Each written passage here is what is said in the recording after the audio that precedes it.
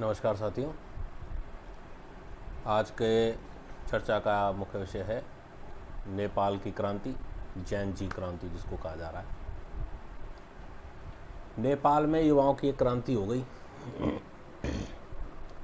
सरकार ने social media apps पर बैन लगाया जिसके खिलाफ युवा सड़क पर उतरे और वो सड़क पर उतरा विद्रोह इतना बड़ा हो गया कि उस भीड़ ने संसद भवन, पार्लियामेंट सब कुछ जला दिया।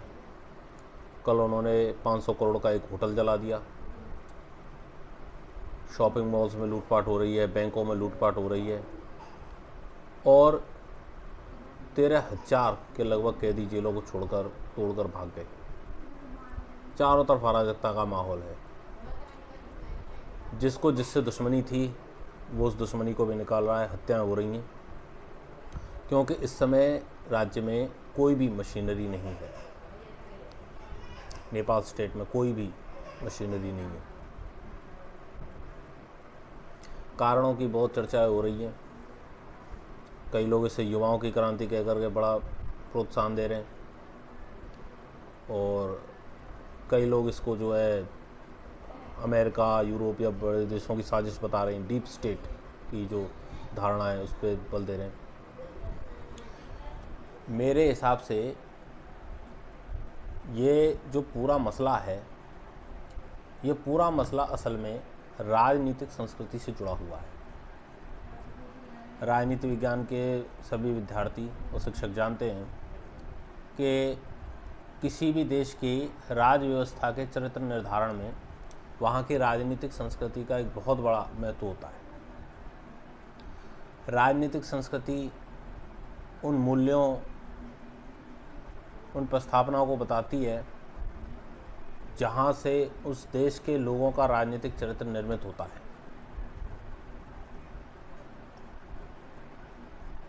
तो आज की इस चर्चा में हम कुछ पहलुओं को शामिल करेंगे। हम इसमें शामिल करेंगे सुकरात को, हम इसमें शामिल करेंगे महात्मा गांधी को, हम इसमें शामिल करेंगे रूसो की सामान्य इच्छा को और हम इसमें शामिल करेंगे हन्ना ओरेंट को।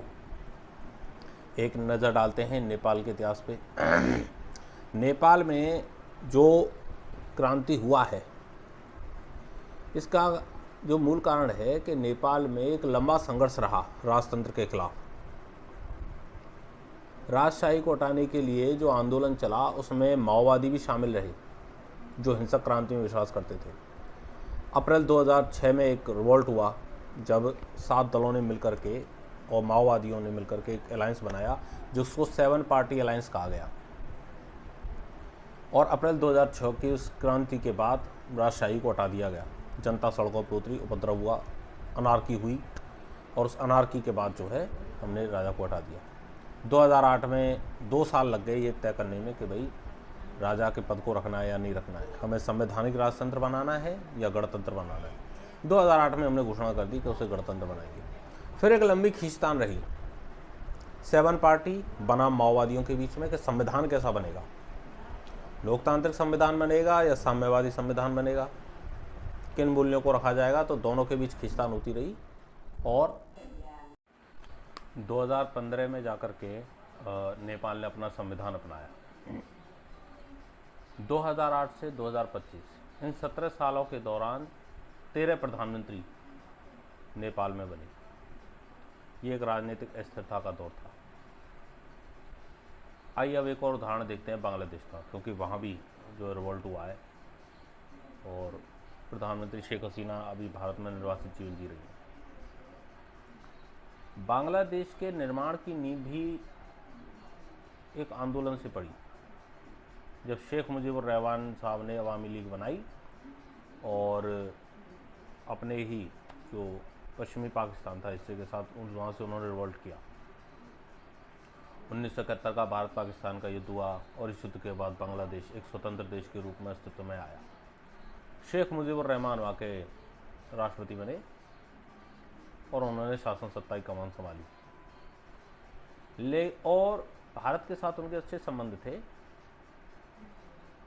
अब आता है वर्ष 1975 और भारत और बांग्लादेश दोनों ही देशों में कुछ सिमिलरिटी के साथ होता है। जून 1975 में भारत में आपातकाल लगाया जाता है आंतरिक शांति के आधार पर। सारी शक्तियाँ राष्ट्रपति में सन्निहित हो जाती हैं, इनडायरेक्टली गए इंदिरा गांधी ने। और अगस्त 1975 में शेख मुजीबुर रहमान बांग्लादेश में एक संविधान संशोधन करते हैं और ये घोषणा करते हैं कि अब बांग्लादेश में केवल एक ही पार्टी रहेगी, वो रहेगी अवामी लीग। मुजीबुर रहमान के इस फैसले के खिलाफ वहाँ की जनता विद्रोह करती है और सेना अध्यक्ष जनरल जियाउर रहमान शासन की कमान अपने हाथ में ले लेते हैं। और इस उठापटक में क्या होता है, शेख मुजीबुर रहमान की हत्या हो जाती है। हिंसक चरित्र धारण कर लिया। इसके बाद शासन समाज उन्होंने एक अपने राष्ट्रपति चुनाव करवाया, जियाउर रहमान ने एक नई पार्टी बनाई, बांग्लादेश नेशनल पार्टी, लेकिन उनकी सत्ता भी ज़्यादा नहीं टिक पाई। General HM. इरशाद ने 1983 में शासन सत्ता पर कब्जा कर लिया और वो 1990 तक रहे। General HM. इरशाद के शासन के दौरान 1987 में एक और छात्र आंदोलन हुआ था लोकतंत्र की वापसी के लिए, उसमें कईयों छात्र मारे गए थे। 1990 में दबाव में आकर के एच.एम. इरशाद को भी सत्ता छोड़नी पड़ी और वापस लोकतंत्र वहाँ कायम हुआ। अब इन दोनों देशों के साथ हम उदाहरण देखते हैं भारत का। कई लोग हैं जो कह रहे हैं कि भाई भारत में भी ऐसी नेपाल जैसे हालात बन सकते हैं। ये वही लोग हैं जिन्होंने बांग्लादेश के टाइम पे कहा था कि बांग्लादेश जैसा भारत हो सकता है। आज कह रहे हैं कि भाई नेपाल जैसा भारत में हो सकता है। कई लोगों की इच्छा भी है, वो ये कहते हैं कि भारत में भी ऐसा क्रांति होनी चाहिए, युवाओं की क्रांति, जोश भरी युवाओं की क्रांति। अब इन दोनों देशों के साथ भारत का एक तुलनात्मक अध्ययन करते हैं। दोनों देशों का आपने देखा राजनीतिक चरित्र हिंसा से उत्पन्न हुआ, इसीलिए वहाँ की राजनीतिक संस्कृति में अहिंसा, शांतिपूर्वक आंदोलन, लोकतंत्र, इनके लिए बहुत कम गुंजाइश है। वहाँ एक संभावना निकलती है कि एक हिंसक क्रांति के जरिए सत्ता पाई जा सकती है। इस संबंध में हमें याद करना चाहिए महात्मा गांधी को, याद करना चाहिए 5 फरवरी 1922 का वो दिन, और स्थान को याद करना चाहिए चौरा चौरी। असहयोग आंदोलन जिस समय अपने चरम पर था, लग रहा था कि शासन सत्ता के पैर उखड़ जाएंगे, चौरा चौरी की घटना हुई जिसमें एक भीड़ ने पुलिस थाने को फूंक दिया, उसमें कई पुलिस वाले जिंदा जल के मर गए। और उस घटना के बाद महात्मा गांधी ने आंदोलन वापस ले लिया था। जवाहरलाल नेहरू से लेकर नेताजी सुभाष चंद्र बोस, सरदार पटेल, सब लोगों ने गांधी की आलोचना की कि आंदोलन वापस नहीं लेना चाहिए था, लेकिन फिर भी गांधी जी ने आंदोलन वापस लिया। उन्होंने कहा कि आंदोलन अगर हिंसक हो गया तो मैं इस आंदोलन को आगे नहीं बढ़ाऊंगा। और जानिए, ये बहुत अच्छी बात हुई थी। महात्मा गांधी ने उस समय जो डिसीजन लिया, उसका नतीजा आज हमें भारत में देखने को मिलता है। भारत के राजनीतिक संस्कृति में हिंसा जो का पुट जो उस समय आ सकता था, वो नहीं आया। हमारी राजनीतिक संस्कृति अहिंसक रही। हमारे यहाँ भी हालात बने। 2012 के निर्भया केस के बाद आपने देखा होगा कि दिल्ली में युवाओं की भीड़ इकट्ठा थी, छात्रों की। उन्होंने राष्ट्रपति भवन का दरवाज़ा तक तोड़ दिया था। उसी दौर में यूपीए गवर्नमेंट पे करप्शन के आरोप लगे थे। रामलीला मैदान पे अन्ना हजारे समेत तमाम नेता थे और बहुत लंबा आंदोलन चला। लेकिन ये दशक भी याद करें, 2009 के बाद ये वो दशक था जब अरब के कई देशों, टूनीशिया, सीरिया, मिस्र, कई देशों में क्रांतियाँ हो रही थी। फेसबुक क्रांति जिनको कह रहे थे, अरब बसंत कह रहे थे, तख्ता पलट हो रहे थे। उस दौर में भी भारत की जनता ने अपना राजनीतिक क्षेत्र रखा। लोगों ने धैर्य दिखाया, संयम दिखाया, चुनावों का इंतजार किया। चुनाव हुए, यूपीए सरकार हारी, बीजेपी गवर्नमेंट फॉर्म में आई।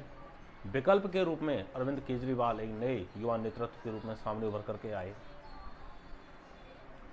हमारे यहाँ भी ऐसा हो सकता था। हमारे यहाँ भी भीड़ घुस जाती, राष्ट्रपति भवन को जला देती, सुप्रीम कोर्ट को जला देती, संसद भवन को जला देती, लेकिन नहीं, हमारी जनता ने इंतजार किया मतदान के दिन का।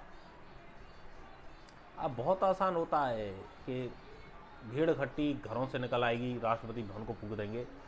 मैं कहता हूं कि ये भीड़ मतदान के दिन क्यों नहीं निकलती? 50%, 55% वोटिंग हो रही है और आग लगाने के लिए 100% भीड़ सामने आ रही है। मतदान के दिन ये भीड़ क्यों नहीं आती? भारत की जनता ने एक बहुत अच्छा डिसीजन लिया कि मतदान के दिन वो बाहर निकले और लोकतांत्रिक तरीके से उन्होंने सत्ता परिवर्तन किया। यही कारण है कि भारत में ऐसा कोई भी कारक कभी भी हावी नहीं हो सकता। दूसरा, वो जो लोग कहते हैं कि भाई डीप स्टेट सक्रिय है, अमेरिका यूरोप के एनजीओज हैं, जॉर्ज सोरोस का नाम बहुत चलता है, कई और एनजीओ हैं जो छोटे देशों में ऐसे उकसावे वाली घटनाओं को बढ़ावा देते हैं। हमारे यहाँ भी बहुत सारे पत्रकार हैं, रविश कुमार है, ध्रुव राठी हैं, आप इनके यूट्यूब चैनल देखें तो वो सरकार की पोल खोलते हैं, लेकिन उसके साथ वो भीड़ को एक उकसावे भरी बात कहते हैं कि जनता को सड़कों पर उतर जाना चाहिए। नहीं, मत उतरिए। ये जो भीड़ इकट्ठा करने वाली जो चीज़ है कि सड़कों पर उतरिए, यही डीप स्टेट है। और ऐसे बहुत सारे एनजीओज हैं, बहुत सारी आउटसोर्सिंग फंडिंग है जो ये चाहती है कि जनता भीड़ बन के सड़कों पर उतरे, अनार्की फैले, अराजकता फैले। राज्य कैसा भी हो जरूरी है, राजा कैसा भी हो, प्रधानमंत्री कैसा भी हो जरूरी है। इस संबंध में हम याद करते हैं सुकरात को। आज से तकरीबन 400 ईसा पूर्व में एथेंस में ये एक विचारक थे जो राजशाही के खिलाफ जगह जगह घूमते रहते थे, लोकतंत्र के खिलाफ जगह जगह घूमते रहते थे और अपनी लोकतांत्रिक सरकारों के खिलाफ जो है जनता को जागरूक किया करते थे। वहाँ की सरकार उनसे नाराज़ हो गई और उन्होंने उनको जेल में डाल दिया। उन्हें मृत्युदंड दिया जाना था। सुकरात के शिष्य में, जिनमें प्लेटो भी शामिल थे, सब ने कहा कि गुरुजी यहाँ से भाग चलिए, जेल से हम आपको भगा ले जाएंगे। सुकरात ने यह कहा कि मैं ज़िंदगी भर लोगों को कानून के पालन का संदेश देता रहा हूँ, आज अगर मैं खुद यहाँ से भाग गया तो मेरी सारी शिक्षा अब जाया है।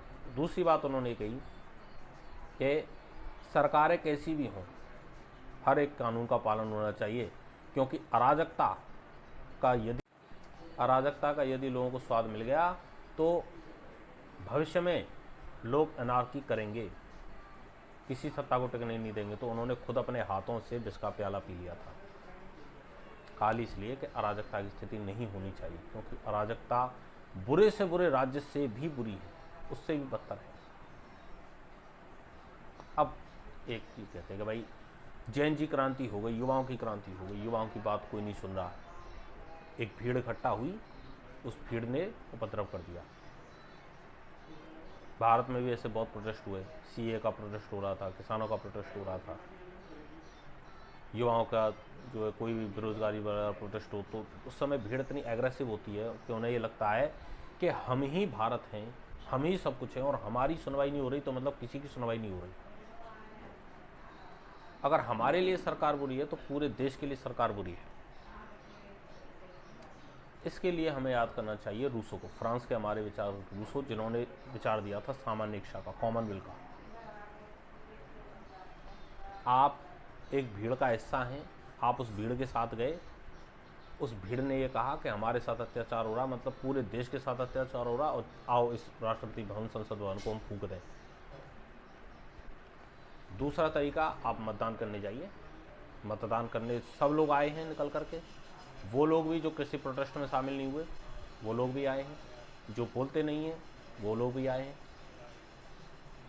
और वहाँ पर आपको पता चला कि जिस सरकार के खिलाफ आप आग लगाने वाले थे वो सरकार जीत गई। इसका मतलब ये है कि बृहत समुदाय में से यदि 51% लोग समझते हैं कि वो लोग सही है, सरकार सही है, तो बाकी 49% लोगों को उनके साथ जाना चाहिए। यही सामान्य इच्छा है। आपकी क्या इच्छा है डजंट मैटर। यदि सामान्य इच्छा का है कि सब लोगों की क्या इच्छा है, यदि सब लोगों की इच्छा है कि वो सरकार बनी रहनी चाहिए या वो सरकार हटनी चाहिए, तो आपको अपनी इच्छा ना मानते हुए उनके साथ ही चलना पड़ेगा, और चलना भी चाहिए, क्योंकि ये व्यवस्था ऐसे ही चलती है। आपको लगता था कि भाई ये सरकार बुरी है, बाकी लोगों को नहीं लगता। यही रूसो का सामान्य इच्छा का विचार है कि सब लोगों के साथ जो है आपकी सब मेल्ट होनी चाहिए। मैं नहीं समझता ये सरकार अच्छी है, लेकिन अगर सब लोग मानते हैं कि सरकार अच्छी है तो बिल्कुल मैं उनके साथ चलूँगा। अब कहते हैं भाई जैन जी क्रांति हो गई,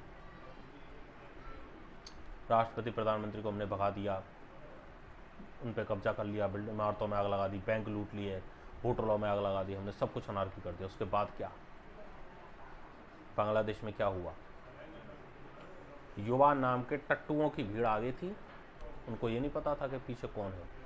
उसके बाद जमात के कट्टरपंथियों ने सत्ता पे कब्जा कर लिया। मोहम्मद यूनुस आज उनके हाथों पे, इशारों पे नाच रहे। बड़े पैमाने पे हिंसा हुई जिसमें हिंदुओं को टारगेट किया गया, हिंदुओं की हत्या हुई।